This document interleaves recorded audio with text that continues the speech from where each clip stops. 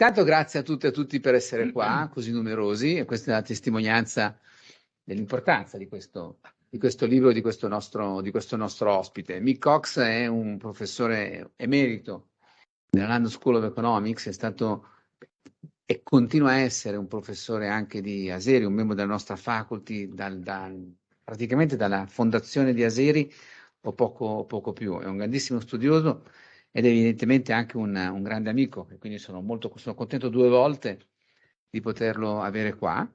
Troverete poi la sua biografia, credo sia stata messa online, comunque tanto per darvi un'idea. È membro del programma Stati Uniti America della Chatham House, è membro dello Scholarly Advisory Board del Gilder Lehrman Institute for American History a New York. Ha scritto un'infinità di libri, vi dico solo gli ultimi. Mick Cox ha sempre scritto tanto, negli ultimi anni ha un pochino più di tempo libero, quindi sta scrivendo una quantità enorme, sono tutte cose, all positive things.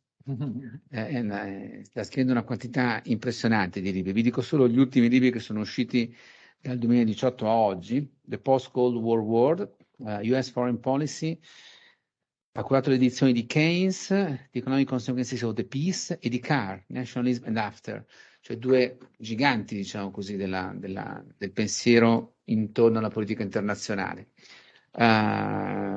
Abbiamo cercato per tanto tempo di avere l'opportunità di pubblicare un libro di Mick e non riuscivamo mai a trovare l'occasione perché gli altri editori ci bruciavano in genere con offerte più generose o con offerte più rapide. Questa volta ce l'abbiamo fatta e quindi io sono particolarmente contento. Questo è l'ultimo libro che esce in questa collana di Aseri, che inizia a avere, credo che abbia ormai 20 anni questa collana. È l'80° libro, credo, della collana, e quindi siamo molto contenti di avere qui Mick con noi. Agonie dell'Impero, il titolo del libro in italiano, è uscito esattamente un paio di mesi fa in inglese per Cardiff University o Bristol University? The English version was Cardiff or Bristol University? The English version was a university press called Bristol. University Press. Agonie dell'Impero. Small but wonderful. Il potere americano da Clinton a Biden. Adesso ne parleremo di questo libro. È un libro che affronta 4 presidenze sostanzialmente, appunto, e affronta il tema del declino degli Stati Uniti attraverso 4 presidenze, quindi attraverso 4 fasi diverse e attraverso, se volete, caratteristiche differenti. Now we switch to English, so you can check what we are saying. I understood every word you said. Oh, very well done. Your Italian is very good. Yeah. Thank you very much. Even your English. My English is not bad. No, it's not bad. And I feel to let the first question to. I forgot to introduce Antonio Zotti. Scusami, Antonio. Antonio Zotti is a young professor of international relations in Catholic University. He's teaching even here in Aseri. He's teaching in Venice, Ca' Foscari, and he is one of the most brilliant young scholars that we have here in Catholic University. Okay. And he is I here. didn't get called brilliant, by the way. Yeah, you're brilliant. Very good. Easy. It will be a difficult night, you know. Not so. He's here for making my lighter my night, and so for helping me with questions and to give more room to Mick. So, Antonio, do you want to start with the first question or your consideration of what you prepare? Yeah. Thank you, Antonio. Thank you. Of course, I'm honored to be here to talk about this extremely interesting book, and it's also a very, let's say, not like reading, but very enjoyable. The shifts between tones is very engaging, makes the book quite I wouldn't say a page turner, but yeah. There is a thing that I was impressed when I right at the beginning of the book, in the first part.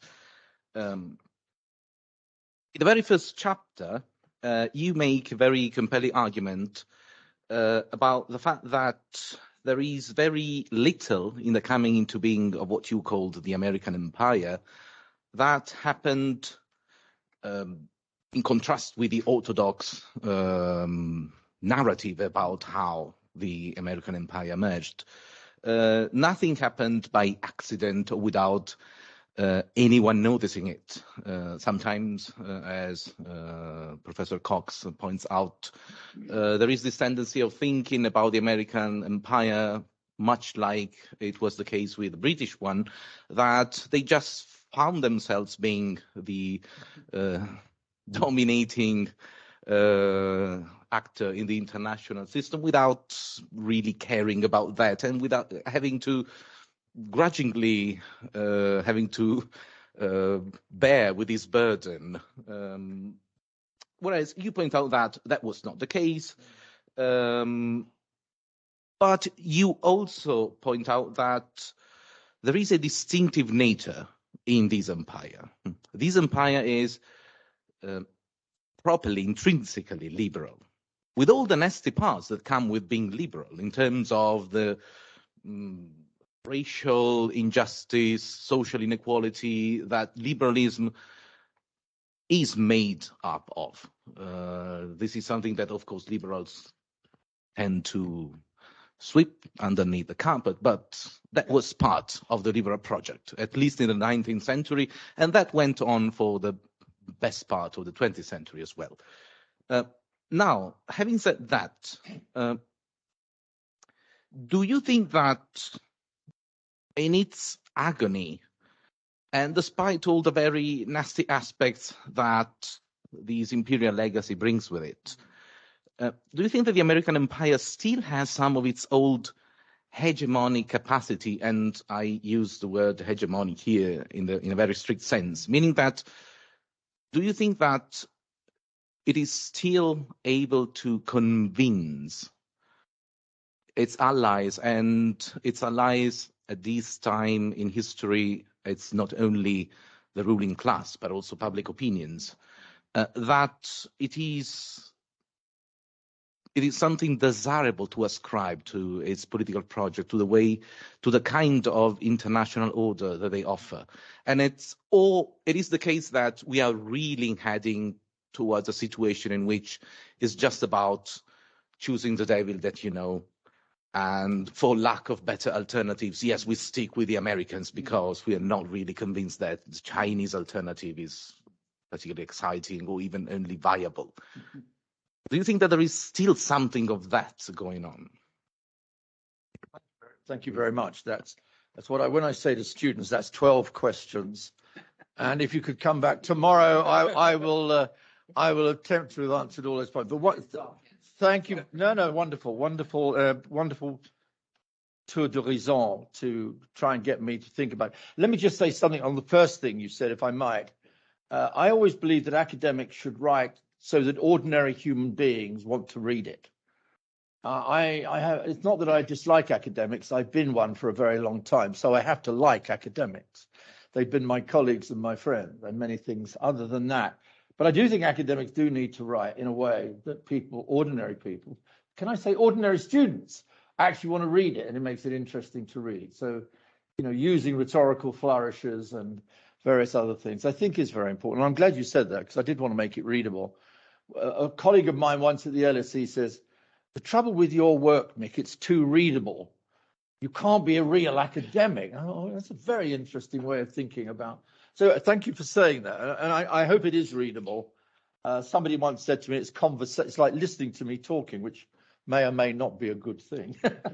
I'm also glad you brought up the British analogy with the British Empire. Of course, the British always write about other people's empires, usually because they want them to decline, largely because the British Empire managed to decline finally in the 1950s and 1960s. But nonetheless, there is and of course, I come to Italy, and I don't need to tell you about empire. I think there was one called the Roman Empire some years ago, and its legacy is still not unimportant, actually, in terms of law and in terms of language and in terms of the Catholic Church, many things besides. But I do think I've taken the view, and I think it's not just mine, that we talk about the nation state in international relations as being the foundation. And of course it is today. The UN system is based on nation states.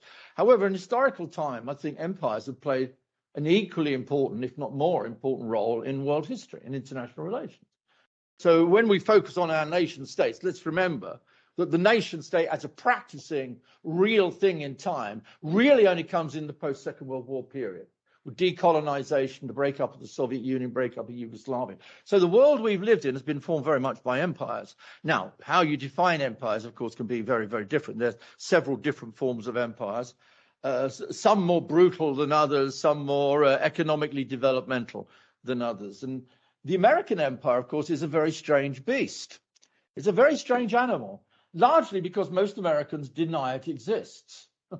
Now, the British had no problem accepting they ran an empire. They just thought it was a better empire than everybody else's, particularly the French. And, you know, there was this kind of superiority complex about the British Empire being finer, better, and everything else. So the British had no problem accepting they were an empire. And maybe we're still living in a post-imperial blues in Great Britain, but I'm not so sure. But the Americans are kind of strange on this regard. They kind of don't think they are an empire. That's what Europeans did. That's what the British did. We don't do it. So you have a very interesting paradox, as I call it, very interesting mismatch between the reality of a nation state today, the United States, which has global reach beyond belief, alliances, systems, which are still, and this gets to the end of your question, alliance systems, military power.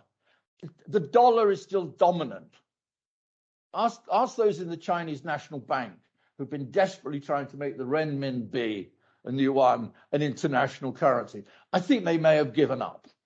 You know, and there's no other international currency which is as crucial and essential to the world economy than the dollar, and many, many other things before. If you look at universities, half the top universities in the world, you know. So in that sense, it has all the features of a very, very great power, more global reach than the Roman Empire, and a good deal more liberal, historically at least, than the British Empire ever was. So I think it's very important then to kind of think of it in those terms, not because I want to annoy my American colleagues, although sometimes I do, but largely because I think using the term can be historically useful, because you can make comparisons with other pre-existing great powers, and that can always be useful if you use it carefully, which comes me then to the last point you raised. Where are we today? Which is really what the book leads to. I'll say two very brief things and then open up for any questions from yourselves. I start with the assumption that the world is changing. That is obvious. The rise of China is transforming the world. That is obvious. You'd have to be blind not to see that.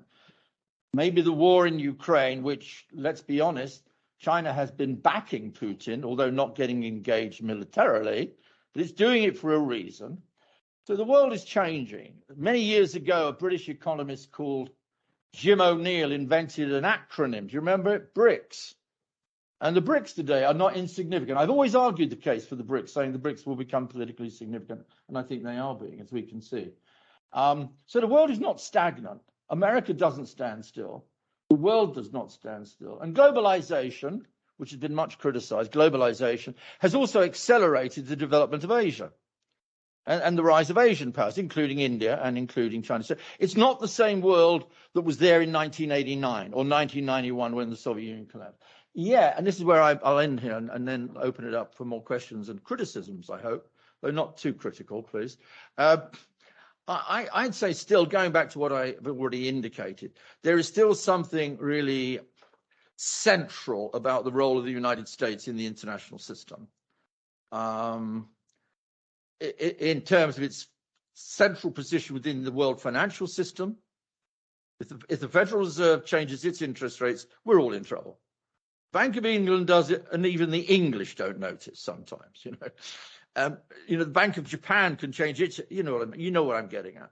You know, if we look at the war in Ukraine today, and I'm sure there'll be questions on that, who is supplying, rightly or wrongly, in my belief, I think rightly, but nonetheless, who is supplying over 85 to 90% of the military hardware for the Ukrainians to fight with? It's the Americans.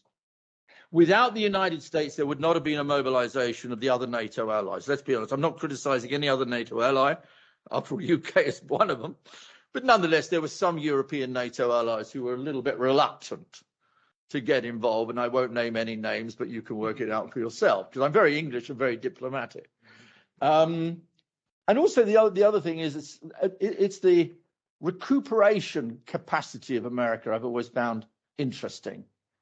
You know, when we were sitting around, you remember this, Victoria, last August, the United States had just made what I thought was a disastrous withdrawal from Afghanistan. I think at some point, the US and NATO would have to get out of Afghanistan at some point, but not then and not in the way it was done. And everybody then was like, oh my gosh, this is it. America's going home, isolationist, et cetera, et cetera, et cetera.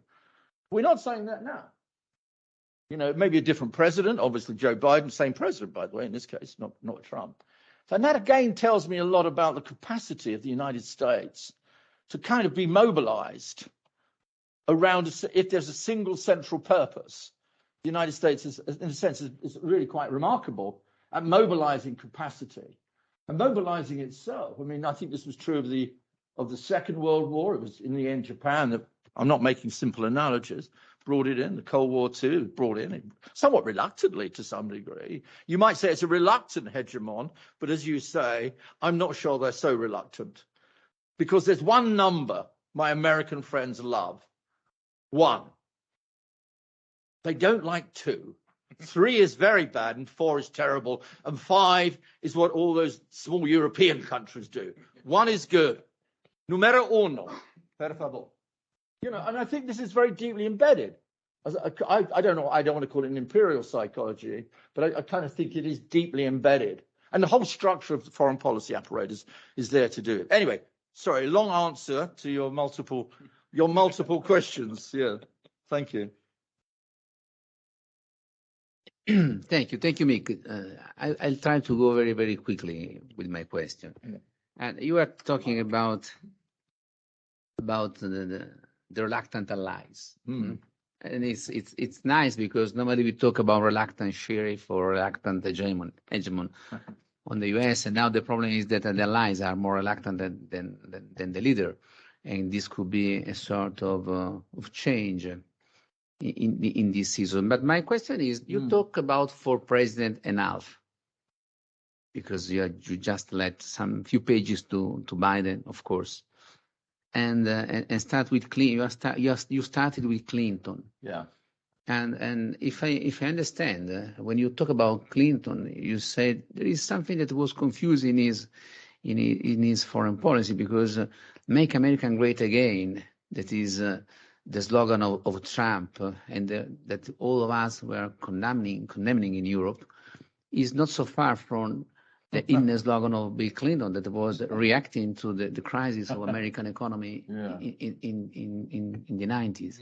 So can you tell me something more about that? Well, first of all, if I was Bill Clinton, I would be very angry with you for making a comparison with Donald Trump. I think in some ways, ideologically, they're miles apart. They really are miles apart. I think, but I know what you're trying to say, and in some ways, what Clinton and the essays I have in the book, 3 of them are on Clinton. They deal with 3 aspects of Clinton's very significant contribution to foreign policy, which is often ignored. 1 on economics, it's the economy, stupid. 2 on what to do about Russia, which is of course now deeply historically problematic issue. And 3, democracy promotion. So I deal with all 3 of those. I think in many respects, and this is not an opinion shared by everybody, of course, I think Clinton was actually a very effective foreign policy leader. I genuinely do. I think he managed, I put it this way, he talked American to Americans. He kind of could communicate a certain series of what I call simple, but not stupid, simple messages. 1, people will support your foreign policy when you're doing well economically. The world is open for America. An open door is there, and they call it globalization. And America can compete within that system. We have to renovate American foreign policy to take account of the new great economic opportunities of the 1990s, presented by the collapse of Soviet Union, etc. And actually, some of his most important foreign policy successes were actually things like NAFTA, You know, I mean, the various trade agreements. Now, of course, they became very controversial later on, joining the WTO in 2000, and that became controversial later on. But for Clinton, it was opening up the world economy. And the world economy, by being opened up with America at the leadership of that, it would be good for America and good for the world. And also, he believed that democracies did not go to war with each other, you know, democratic peace theory. And so that would also follow. So, yeah, I'm not quite sure it's make America great again. It's actually how to stop America becoming isolationist, how to make sure that you can connect ordinary Americans' living standards and prosperity with a foreign policy. And also, let's be honest about it. And again, this may be like President Trump, not to get involved in wars unless you have to. I mean, deep reluctance to engage militarily. The tragic consequences of that were shown up in Rwanda in the 1994, which I thought was a disaster. I thought some degree of Western NATO or whatever, not NATO, but some form of intervention to stop the Holocaust, which was going on there, would have been absolutely essential. So it has an upside, it has a downside, and Rwanda was its great. Of course, in the end, the United States was very reluctant, coming back to your point, Professor Zotti. I mean, I don't think it really desperately wanted to get involved in Yugoslavia. But it did. It didn't desperately want to get involved in a NATO bombing campaign against Serbia, but it did. And there are many reasons why it did. And of course, in the end, it was under Clinton, and we can talk about this, that we have the beginnings of NATO enlargement, largely driven by the East Europeans, by the way. They wanted it. Nobody imposed it on them. That was a demand from their point of view. It was making America great again, but it's keeping America engaged still. And also, there's a big difference, and I'll finish here with this point. President Trump's view of making America great again was, putting it rather bluntly, sticking a middle finger up to the rest of the world, largely, except dictatorships and authoritarian countries, which he generally tended to prefer. You know, in general terms, that's why the European and the British actually felt very uncomfortable with Clinton, with President Trump for that reason. Because his politics didn't seem to be about democratic relations with other democracies, you know, like the EU, or including Britain, by the way. He wasn't very popular in Britain, by the way, at all. So there was a kind of unilateralism about Trump. And I think that weakened America. I think that genuinely whatever one says about other things about Trump, I know he got very popular with a lot of other Republicans, so we can talk about that. Why did he get so many votes? You've got to think about that. Why did this man who was against globalization get so many votes? Why did he get more votes, you know, in 2020 than he did back in 2016? So we've got to look at Trump and try and analyze him.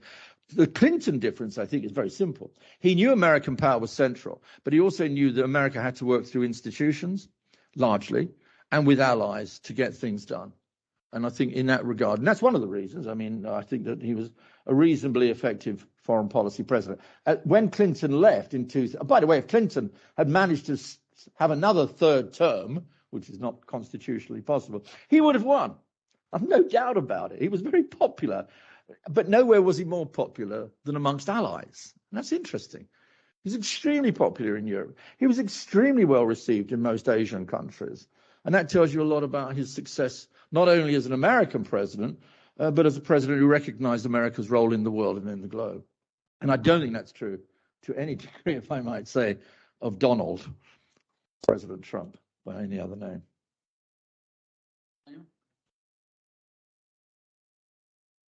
I have another question that brings into question the very title of the book. Okay. So the empire is in agony, but there is something that is always very hard to tell about empires, whether they are alive, whether they are agonizing, or whether they are already dead, but they are just rotting away very, very slowly. Because there are so many structures that are in place, like you were saying, the role of the dollar as an international currency, or even the sort of the resistance, the inertia of many companies that got internationalized, and multinational companies. How can you tell whether they are still American or not? That made me remember something that you said about the engagement of the Clinton administration in the South Pacific, when he had no hesitancy in saying, making quite clear that he would strongly support the interests of American companies in the area. So we are going to engage with the area. We are going to provide security guarantees and stuff, but we are leading our businesses there and we are looking after our own companies. Now that the economy is shifting towards knowledge-based economy, big techs that have GDP that are bigger than many of the countries that exist, how much of these can the American government actually have a say into, lead, govern, or are just imperial structures that remain in place, but there is no actual political guidance in that? The first part of the question is great, and the second part of the question was great too, by the way. Sound rude, sorry, do apologise.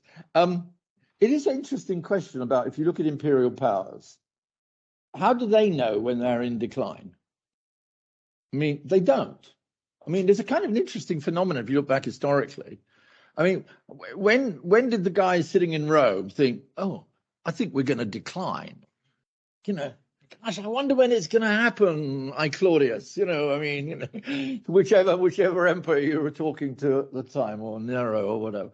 And I had a wonderful teacher at school many, many years ago. I used to say in the 20th century, you know what I mean? That means a long time ago. He was a wonderful historical teacher, and he was an extraordinary great enthusiast for the Ottoman Empire. He was an English guy, very English guy, but he loved the Ottoman Empire. And for all sorts of interesting reasons about the Ottoman Empire and its role in you know, it's a kind of interesting empire. And he said, do you know, he always used to repeat himself, just like me, probably being an academic, I think. He used to say, the thing about the Ottoman Empire, you never knew if it was alive, moving forward, or declining, because it did it for 400 years. And he said, how do you talk about decline of the Ottoman Empire when it's going on for 400 years? And it's still got serious military capabilities, even on the eve of World War I. I mean, as I said to my students in my class, I think in the end, the Ottoman Empire, like maybe other empires, may have lasted longer if they hadn't made huge mistakes or made huge critical decisions which weakened their power. In the case of the Ottomans, getting involved in a war, and it was finally on the losing side. And I think that's true of quite a lot of empires in history. You know, wars in which they are engaged by virtue of being an empire will in the end bring them down. But you don't quite know when it's going to happen. I can also talk briefly and at great length about the British Empire. Churchill, you remember the great Winston, when he came out the great winner of World War II, one of the great victorious leaders alongside the great Franklin Delano Roosevelt and J.V. Stalin, who was a little less great, I think, but there's another question we can talk about. He said, I didn't fight this war. Sorry, I do a Churchill accent. I didn't fight this war to lose the British Empire. You know, that was quite good, wasn't it? So, you know what I mean? But he lost the election, and by 1947, the British are out of India. And by the 1950s, you know, they're moving out of most of Asia and most of Africa in the 1960s. And nobody thought, and I thought quite a lot of people didn't think it was going to happen. So you're absolutely right to raise that. And that also raises the question, at what stage in the evolutionary arc, the evolutionary development, is the United States now? And we can talk about it. But you're right, it's a difficult one always to judge. Is it going up? Is it staying still? Or is it going down? And I think maybe it's a bit of all of the above. On your second point, actually, I think this is where the United States has major advantage. Knowledge-based economies, tech, high tech. You know, I mean, if one actually looks, I mean, I'm not decrying any great European companies or even some great Chinese companies too. But if you look at the great tech companies which have been developed and have become world brands, I mean, I know they're in deep crisis now, and they're sacking everybody. But nonetheless, if you look at the top 10, the emerging new economies, where do they come from? Now, where they come from is largely Northern California. Are they American companies? Well, they think so. They definitely think so. Americans think they're American companies. I've never heard an American turn down a belief that, you know, Twitter or anything. Now, you may not like the individuals who run these companies, and the guy who's now running Twitter is an interesting person, is he not? No comment. But nonetheless, these are American companies. On terms of knowledge, yeah.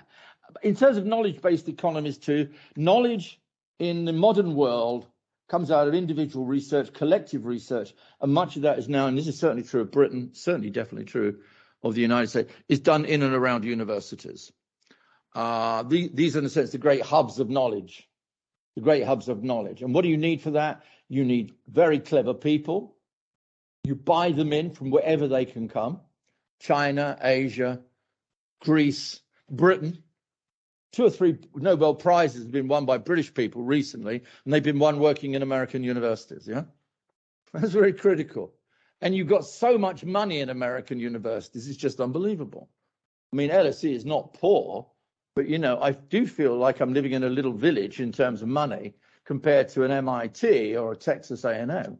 And those universities, therefore, become huge hubs of scientific research and development, and they are still very, very crucial in the in what I call the power structure of the United States. So in that regard, therefore, the future in that regard America may be better suited for that coming knowledge-based, tech-based economy. That doesn't mean that nobody's going to catch up, and China's doing a very good job at doing all sorts of catching up, as we know.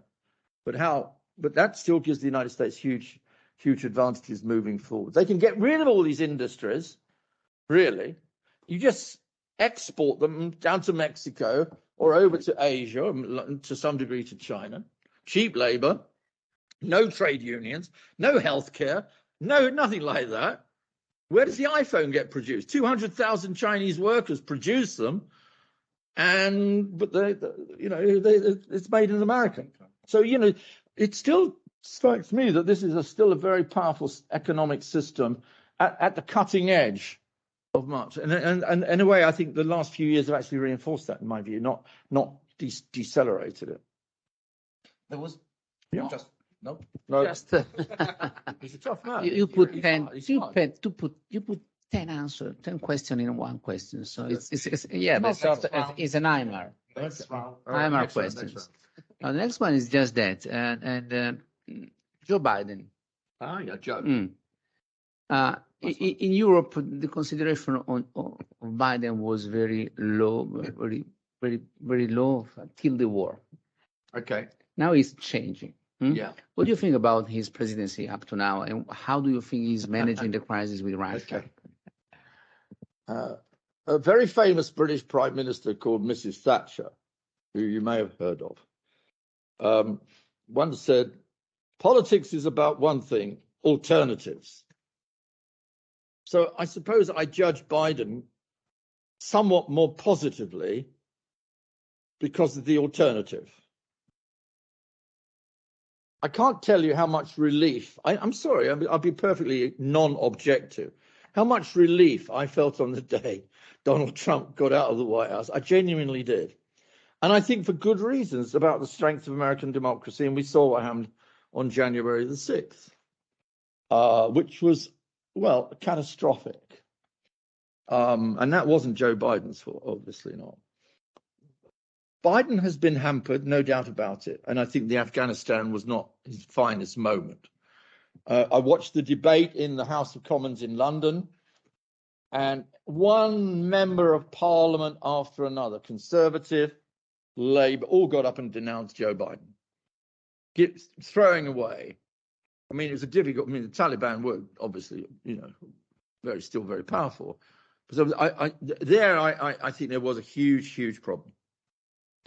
And I think on a number of other questions you could be critical of Joe Biden. But firstly, think of the alternative.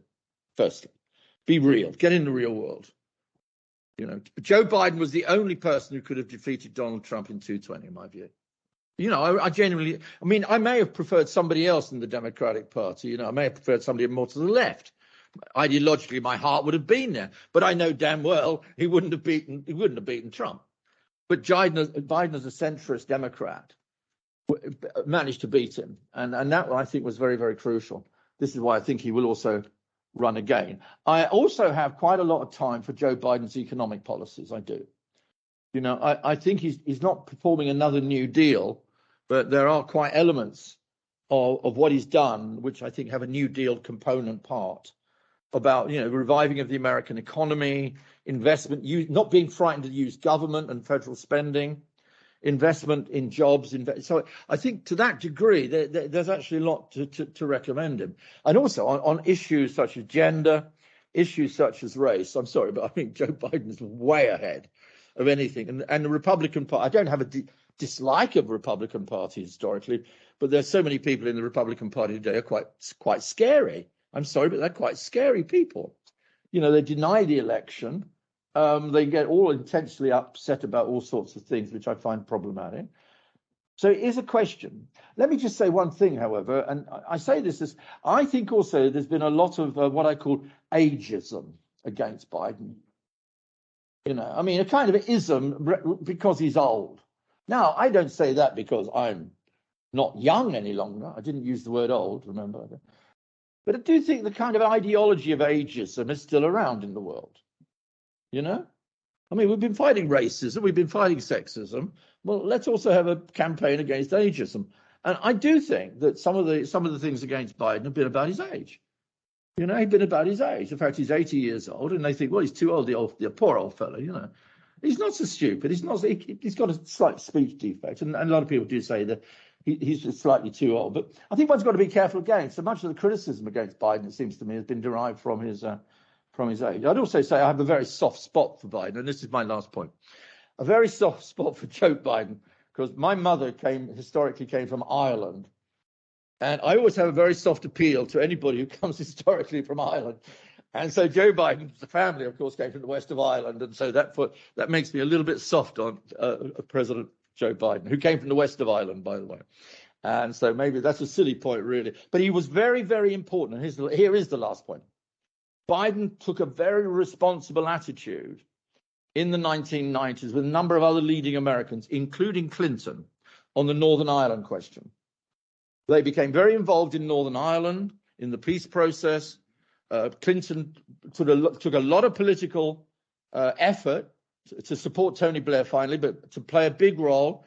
Sinn Féin came, you know, the Irish Republican Army political wing came to America with a visa to talk to the Americans, you know, and I think, you know, the role that Clinton played was crucial. And Biden was part of that. Biden was part of that important process, which led to I lived in Northern Ireland, remember?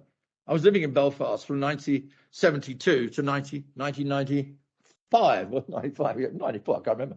Anyway, I lived there 22 years. I lived through the Troubles. I wanted to see the Troubles end. And one of the factors, not the only factor, but certainly a role that Clinton played, and indeed Biden within the Democratic played a role. So that again gives me a kind of, maybe a more sympathetic view of him. Whether he can run again in 2024, I'm not so sure. I just don't know the answer. I don't think he thinks he can. Antonio, lasciamo qualche domanda e poi apriamo al pubblico. Allora, adesso domande per chi voglia approfittare della presenza del professor Cox. Questo non ci saranno domande, cosa ci inventeremo. Ma io penso che ci saranno domande. Come vedete, Mick è molto disponibile. I'll try and answer short questions. With a short answer, yeah. Valerio? Yeah, sorry, the promise is I've not read your book yet. A very short question. According to you, what do you think are the pros and cons of labeling the US as an empire? Say that again. What are the pros and cons? And cons of labeling the US as an empire? Yeah. I mean, it's a word. And sometimes the word itself becomes quite controversial, particularly amongst Americans. I understand that. I think the advantages of using it are two or three. One, it does actually tell people how powerful the United States still is. I mean, that to me is what an empire is essentially. You know, it's what 85 military bases around the world. The dollar runs the United States still effectively runs the world financial system. You know, it's just nonsense to think that China does. It doesn't. You know, its tech industries are in the top 6 or 7 in the world.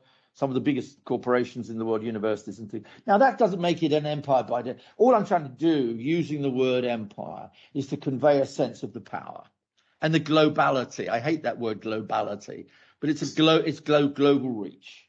It's total global reach, militarily, ideologically, in terms of alliances. So that's what I want to convey first by using. So that's an advantage. And maybe the second advantage is I like history, as my students are discovering. to their, I don't know if they like it or not, but anyway, they're having a lot of history. And I do like the kind of looking at things historically, and thinking therefore comparatively about previous empires in history, how they emerged, how they rose, and how they declined in the end. All empires in the end declined, as we know. The question is whether the American empire will decline. And that, again, can be informed, gets back to your issue, that can be informed by looking at past declines of other great powers. It helps us to look back in order to try and illuminate the present. It may tell you that the United States is not like other empires, rather than it is like the British Empire. It's more like itself than with any comparison with the British, because it's so differently constructed. So that's why I use it. The disadvantages, I think, well, maybe there are advantages. Firstly, I think it's not a kind of classical territorial empire. That's pretty obvious. Although, as my colleagues in the States quite often point out to me, actually America became an empire because it conquered everybody else in the space. That was an empire. Threw out the British, then it conquered the space. It conquered the space. It bought a lot of space. It bought all the space from the French, called the Louisiana Purchase. It then drove out the Mexicans. It then appropriated all the land from Native Americans. And that was, in a sense, that was a kind of an imperial experience, particularly if you were at the wrong end of that imperial experience.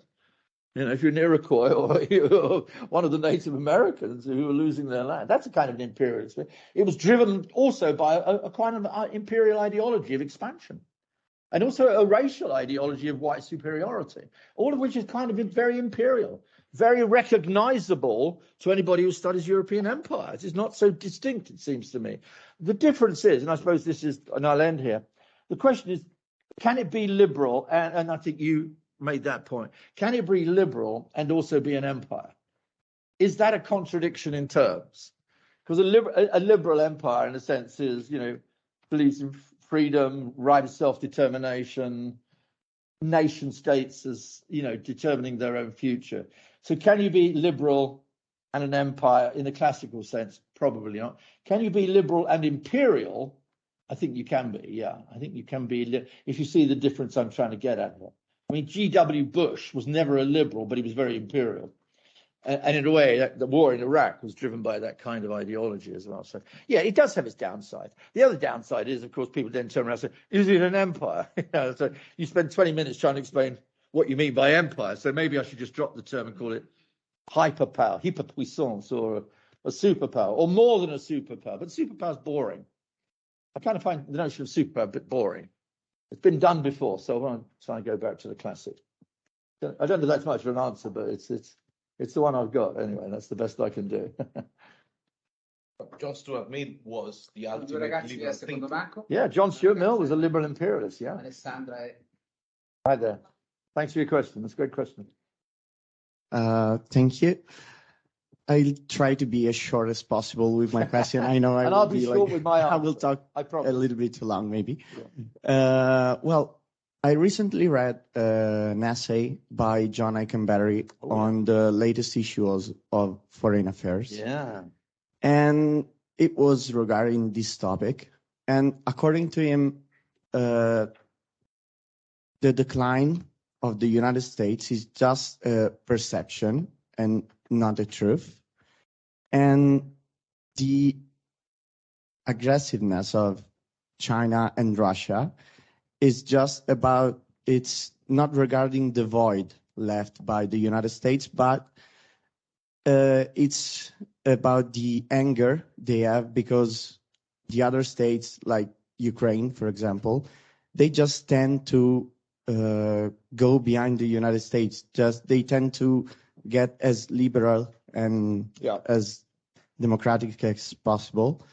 And is saying that the United States and their power are just here to stay. Yeah. What do you think about Yeah, this assumption? look, it gets back to the same question as Professor Sotti, doesn't it? How do you know? You look at one set of indicators and you get it's going up. You look at another set of indicators going down. But I will try and answer that. I know the article by John Eikenberry, and of course, John Eikenberry and this man here go back a long way. And this is why I'm at ASERI now, which I'm very happy to be at yet again this year. I think John is right, but I think there's something he needs to add to the analysis. That would be my take on without going too far. I think he underestimates two or three things. One of the things you've noticed, and I'm sure in this room have noticed over the war, it isn't that Putin is completely isolated politically. He's not. It looks to me, on the surface, it looks pretty obvious what's going on. Russia has invaded another country. Boom. End of story. What's the deal? Hold on. No, as they say. No. China is diplomatically supporting Russia, no, not militarily, but diplomatically, and that is very important. When you've got the second largest economy in the world supporting you, you've got some, and China has enormous diplomatic influence through the BRICS and in the global south and in Africa and in Latin America. By the way, Lula, who has just been re-elected in Brazil, about which I'm very happy indeed. Nonetheless, Lula is going to be economically very dependent on China, because Brazil has done an enormous amount of trading with China. Not that it shouldn't, but it gives China, therefore, further leverage. So Putin is not alone. And I think one of the things that this is not a criticism, it's just an observation. And I haven't read the article completely, but I've read most of it. I've got the general idea. I think he's just got to take into account that there's quite a lot of anti-Americanism out there still. You look at the global south. You look at the votes in the UN on the war. Now, admittedly, okay, the overwhelming majority in the UN condemned the war, but 34 countries abstained in not wanting, to criticize Russia or to condemn the war. Now, you can say, oh, that's terrible, isn't it? No, but you've got to work out why. Because both China and Russia have been very, very skillful and adept for the last 20 years building up relationships with countries around the world.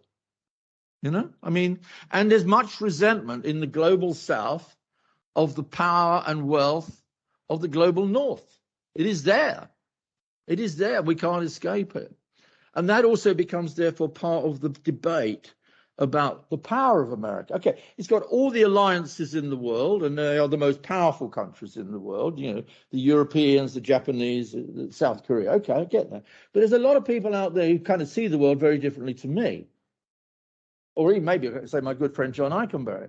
If they're sitting somewhere in Jakarta or they're sitting somewhere in, Latin American country or wherever, or many of the African countries, they say, well, hold on. Why should I want to go and condemn poor old Putin? Because after all, Russia and China have been, at least China, have been providing me with economic aid. And also these damn Westerners, they're imperialists, there's a post-colonial legacy. There's a post-colonial legacy, under European rule. There's even a legacy of the Cold War. Because I know a lot of people, particularly from South Africa, who are part of the liberation movement, who say, I'm not going to condemn the Russians because the Soviet Union supported our liberation struggle. And that's true of a number of other countries. So the one thing I'd say, I think John is broadly speaking correct. Let's get back to the main point. I think he's broadly speaking correct. I think he's emphasizing something which I would not disagree with, simply the power of the United States. But however, power is not just about measuring assets. It's also about measuring influence and measuring how you are perceived.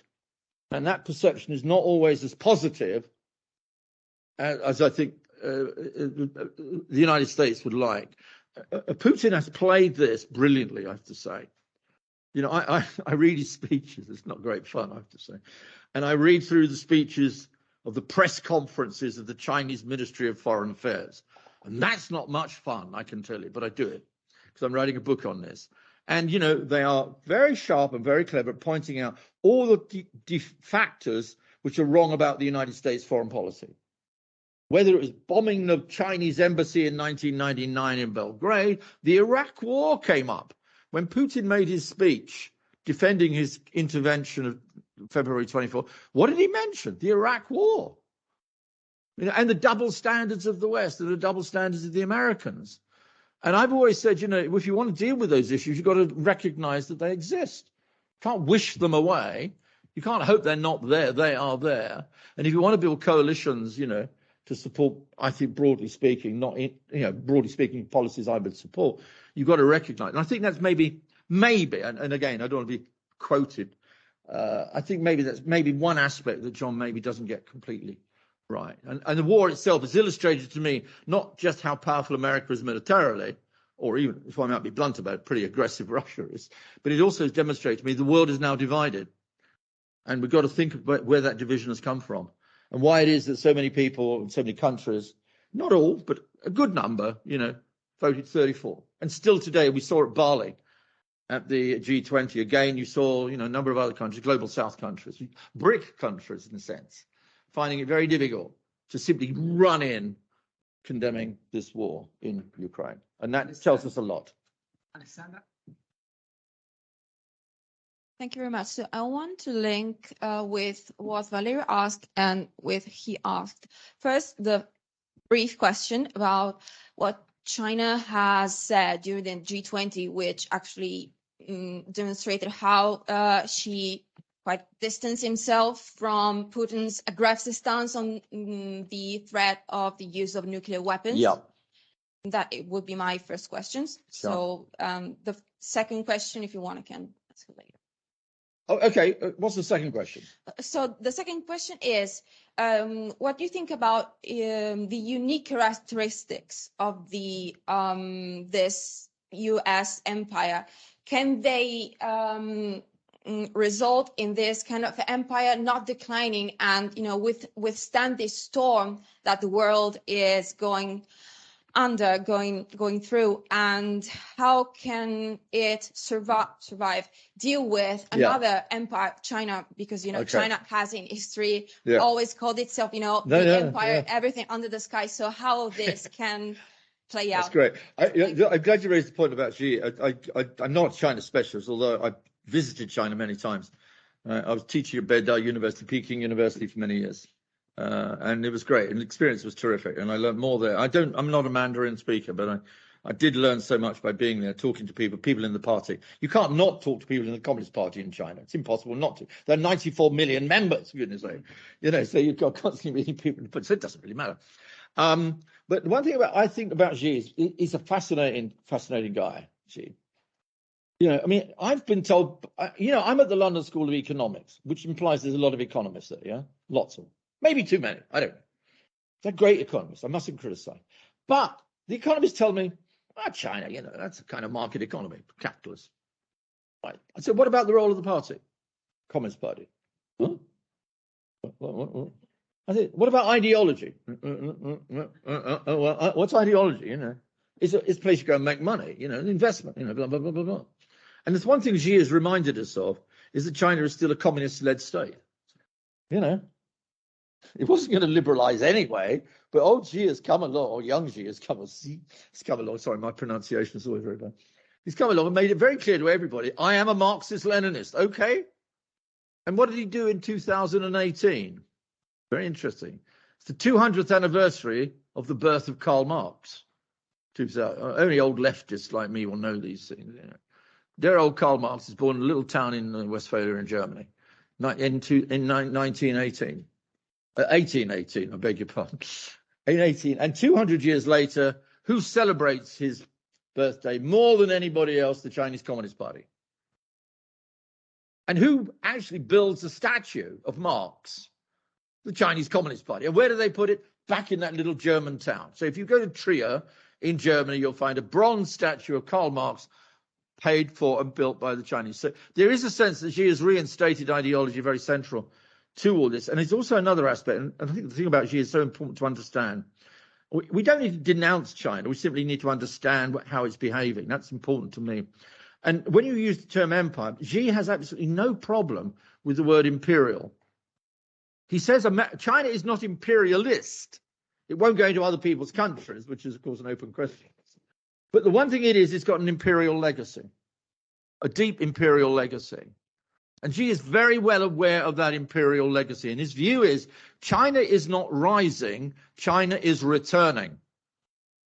China is returning because he believes that for 2,000 years, China was at the center of the world. It was the middle kingdom.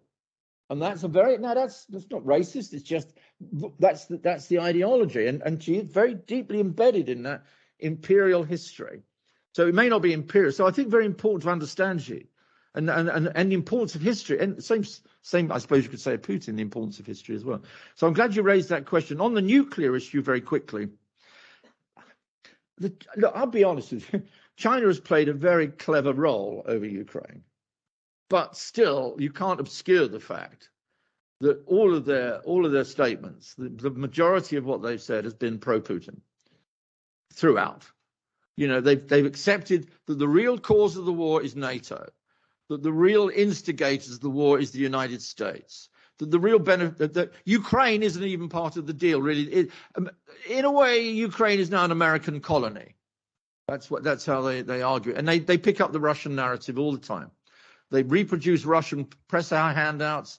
Most of their journalists, I know this from studying it, because I'm writing a book on it, which I should have finished 2 weeks ago. Shouldn't be here. But most of the Chinese journalists are embedded with Russian troops on the ground, et cetera.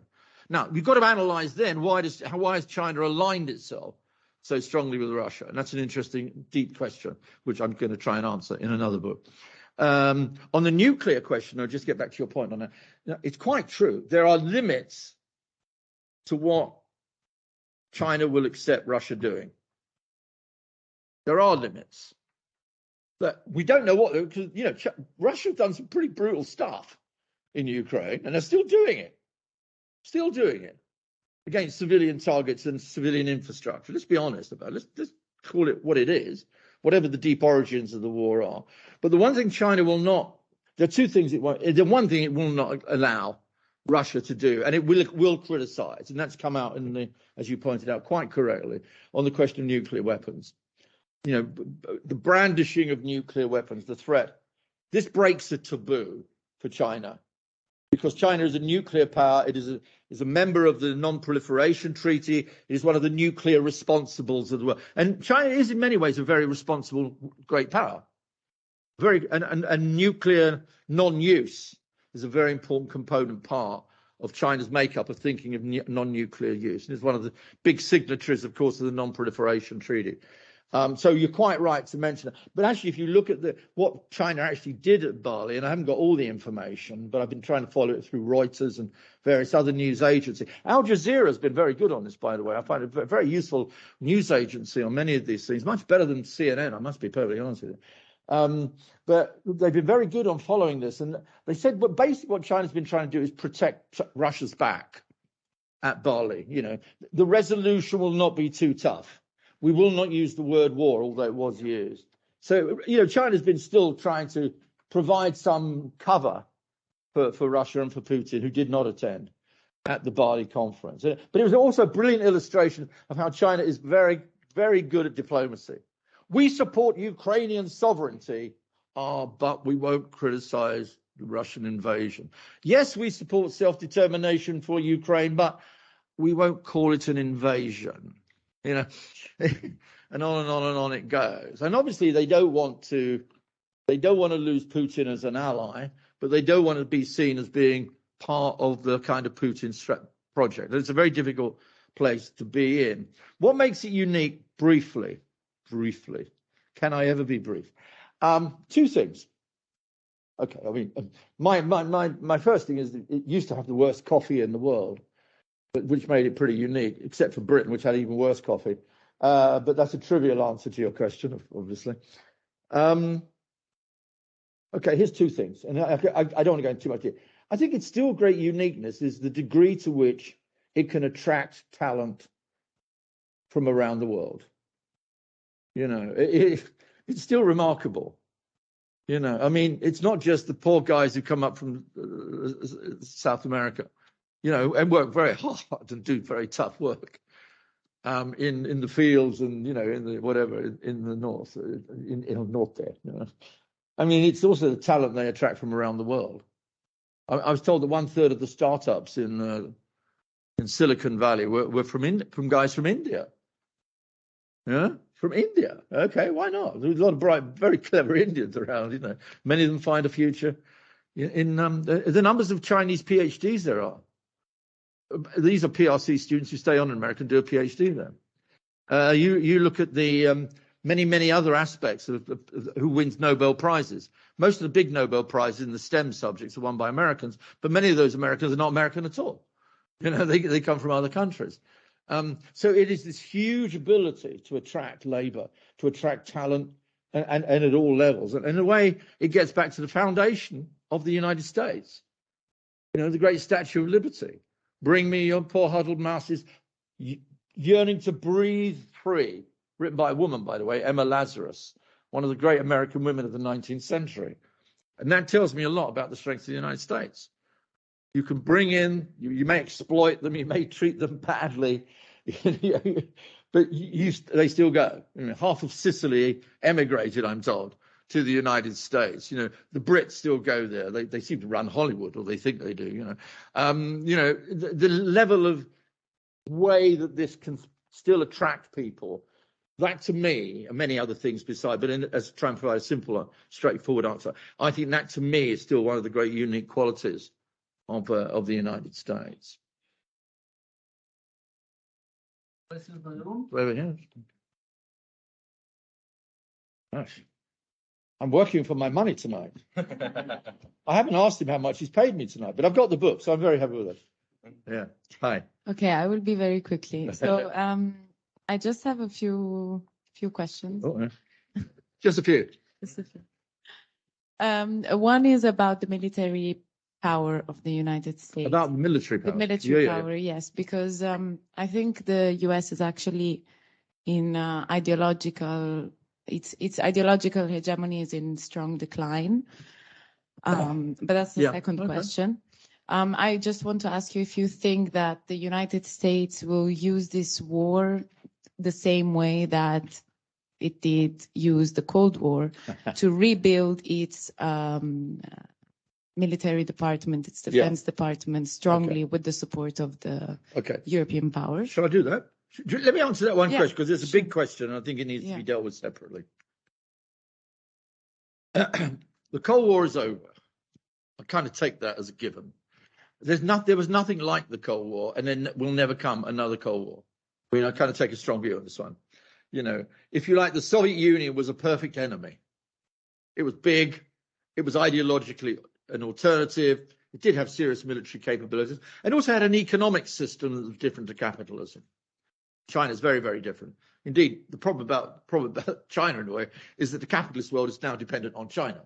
The Soviet Union was never dependent on the capitalist world, or vice versa. So I think, but the Cold War did come to an end. So I don't think there's any reproduction of a new Cold War. I've always kind of had a, you know, you can use the word, it's okay, like use the word empire, but you know, I don't think it's going to come back again. You know, Russia is not, as you know, the Soviet Union.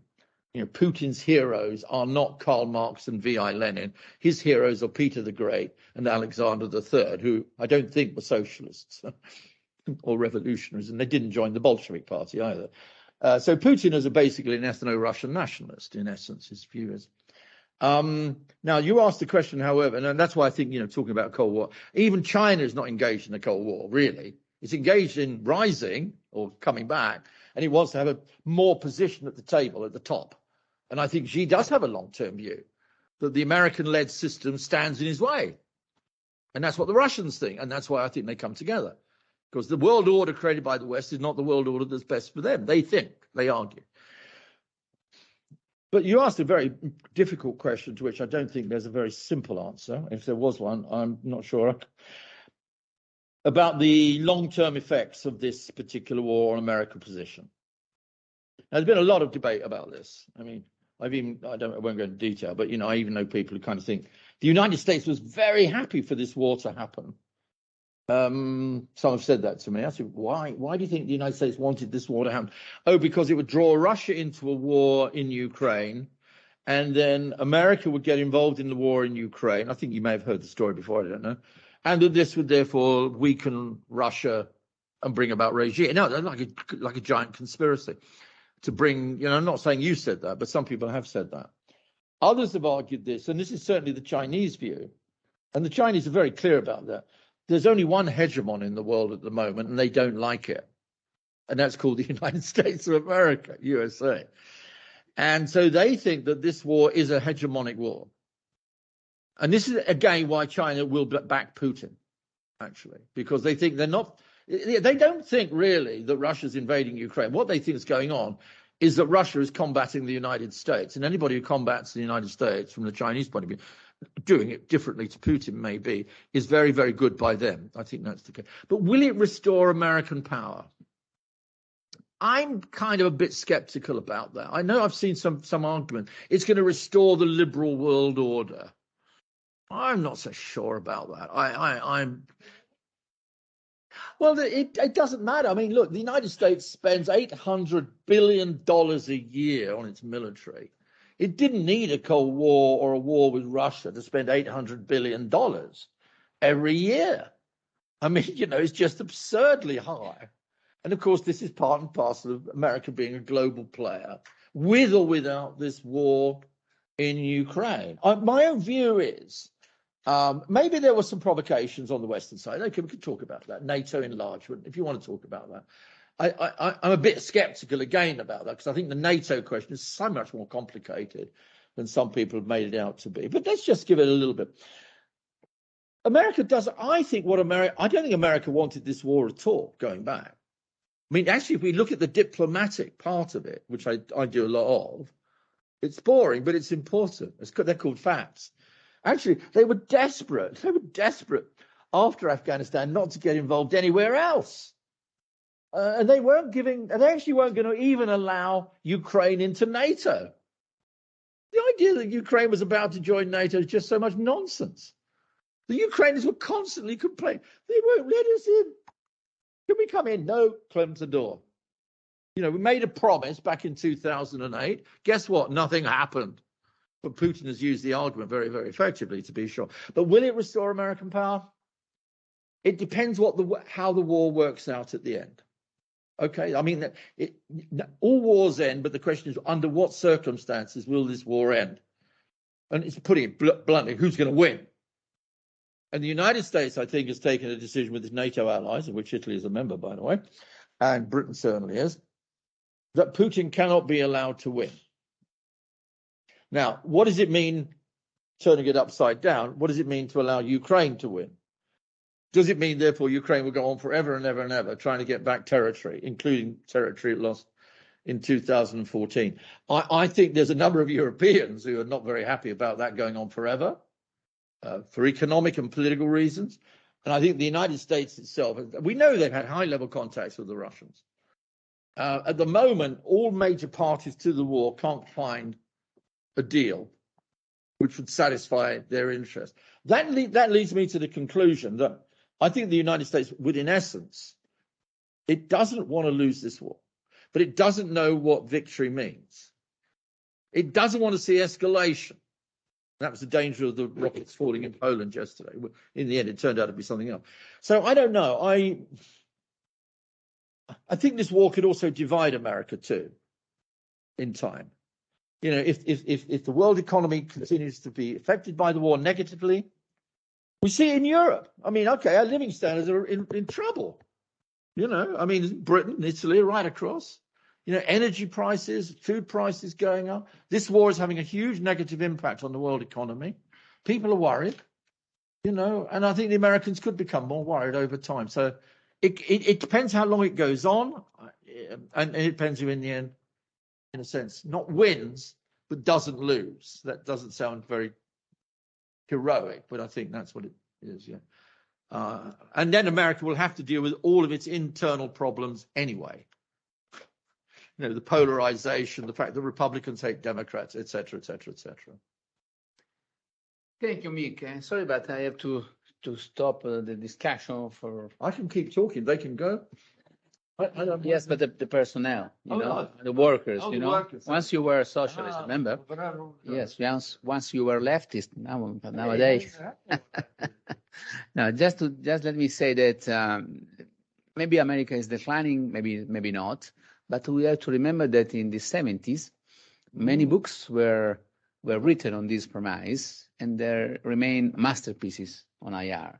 So even if your opinion that America is declining can be different from the one of Mick Cox, I hope and I wish that this book will become a masterpiece of IR for the future. Thank you for coming, and thank you, Mick, for your wonderful talk. Thank you, Antonio, for your wonderful multiple questions, and thank you to all of you. Okay, Goodbye. thank you very much, everyone.